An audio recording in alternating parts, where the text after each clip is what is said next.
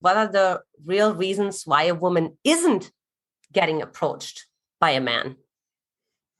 Well, there's two cases. If you want to say she's not being approached by the right guy, or if she's just not being approached by men, tell me which one. By men in general. Okay, so the woman's just not being approached. Okay, she's not sending out signals that she's approachable. Men today are more feminine. That means they're more fearful. That means they're more in touch with their emotions. Now, as long as a man is very confident in himself, emotions are great. But when a man doesn't have a lot of self-confidence, and a lot of men today don't, then when their emotions start to come up, they can hold him back. So he's shy, or he feels uncomfortable going up to you. So if you find a man who you're not turned on to, but you find him interesting, curious, again, you're not trying to pick a man that you're sexually turned on to. That would be a mistake. You first want to connect with him mentally, then share a little bit about your life and a little bit of him. Make sure that you talk more than he does. But if you're literally talking about a man not even coming up to you, then you're putting out a message, don't come up to me. It's literally like there's no job available and I don't need a man. And there is something called radar.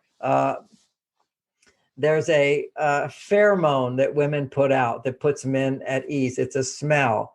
When a woman feels safe and I can depend on people in my life, that's femininity, estrogen.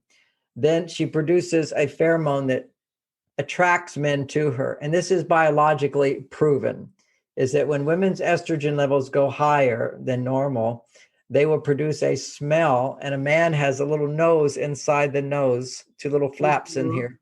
And its only job is to detect a female who's interested in him. And so he will then, and that literally creates a little attraction inside of him to give him motivation. But he needs signals that you're open and interested. You can't be too pushy about it, though, because that pushes you on your male side. But you want to be what I call proceptive, which is receptive, but actively receptive.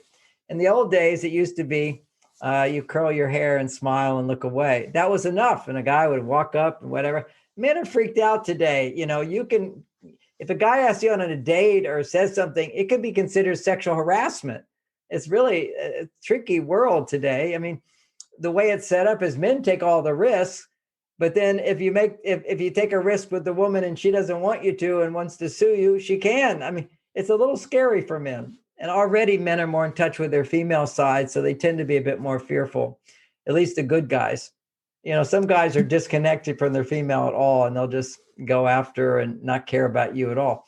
But generally speaking, what you want is to send a message to a guy. So instead of just twirling your hair looking, you'd look and then look away, and you look and you look away. And then you might come up and you ask him for advice.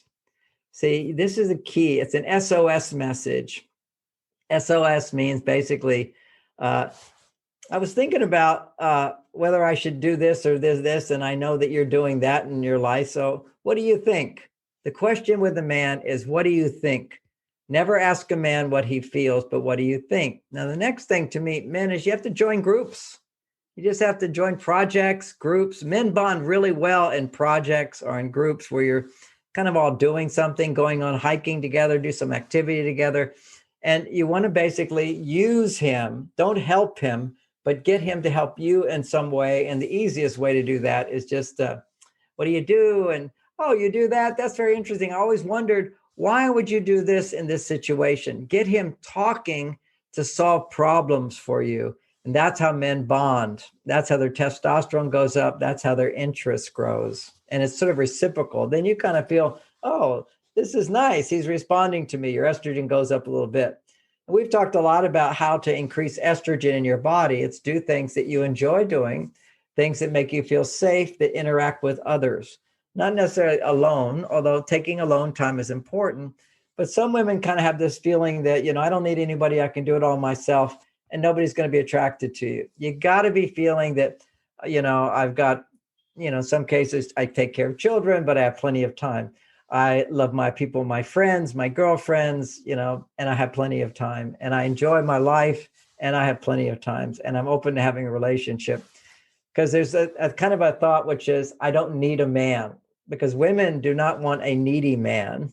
So they think men don't want a needy woman. So there's a distinction between needy versus needing, is that, yes, I need love and I want you to give it to me. So still, I want you, but it's based upon feeling a need for companionship, a need to feel I'm not alone in the world. I have backup support. Maybe you're super woman, completely independent. That's okay.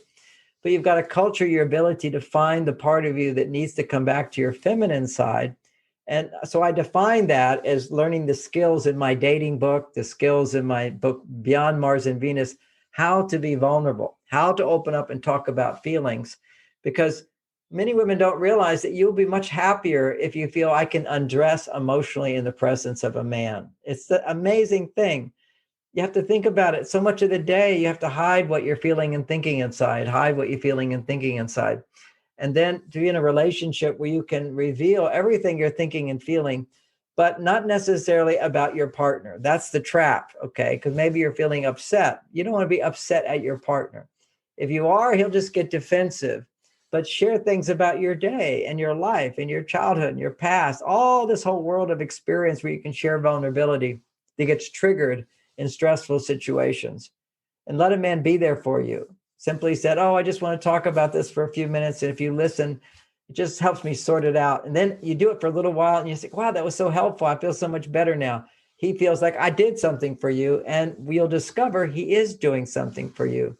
That's what women pay me $500 an hour to do, is just sit and talk about their day. Is that you need to feel connection. It's a special, particularly if somebody's interested in you, it's a real good estrogen booster.